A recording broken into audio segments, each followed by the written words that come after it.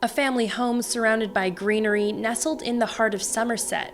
Not the first place you could picture a tragedy, but for one local author, it was the perfect place to set the scene for her fourth novel. So 1 year later has just come out. It's a psychological thriller and it's about the Flowers family.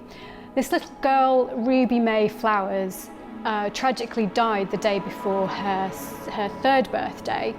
And the story begins a year later when the whole family are just beside themselves with grief, barely speaking to each other, and they decide that maybe they should go on holiday together and try and heal. So they all go off to this very remote island off the coast of Italy, but maybe they won't all make it back home. So when I was writing 1 year later, we had bought this house and we were renovating it, but we were still living in Bristol.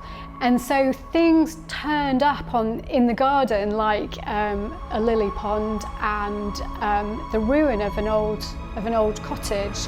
And that gave me inspiration. I think psychological thrillers are all about the terrible things that might happen to ordinary people in quite domestic, suburban settings. And I suppose we all have lots of fears of what might happen to us, to our children, to our loved ones. So although I would class myself as a quite happy person, I do spend a lot of time thinking, what if? And so the case with 1 year later, I was thinking, there's a garden pond in our, just out the back there.